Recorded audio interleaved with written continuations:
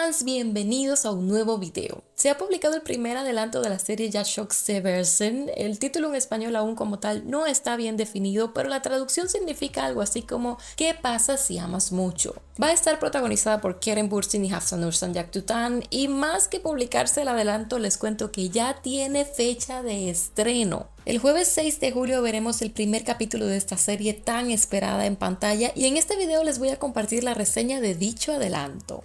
Primeramente, para ponerlos un poco en contexto en cuanto a los personajes, les cuento que Kerem va a interpretar a Atesh Alaya, un joven que salió de la casa de su familia tras la muerte de su madre para asistir a un internado en el extranjero, y en el caso de Hafsanur, ella interpretará a Leila, una chica que no conoce a su verdadera familia y que gana dinero engañando a la gente. Les confieso que este par de personajes hasta me ha sorprendido en este adelanto, de verdad, porque es que increíblemente no sé cuál de los dos es más coqueto. Quédense hasta el final de este video para que no se pierdan los detalles, y no olviden suscribirse al canal para que así estén al tanto de todo lo que publicamos sobre sus actores, series y novelas turcas favoritas. Este adelanto comienza con Leila huyendo descalza por el pasillo de un hotel. Va en dirección al ascensor y ahí se topa con Atesh. Ella, que está apurada, le dice perdón, mostrándole que necesita tomar el ascensor. Atesh la mira de pies a cabeza mientras le dice adelante. Leila le da las gracias, entra, y ya cuando se cierra la puerta se da una pequeña conversación entre ellos. Él le mira mucho los pies, obviamente porque ella está descalza. Leila se da cuenta y le pregunta ¿qué pasa? ¿Qué me estás mirando?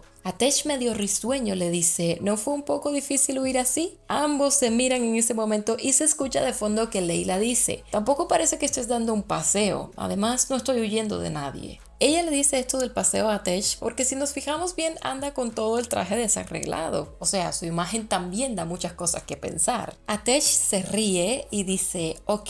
Leila, medio suspirando, también dice ok.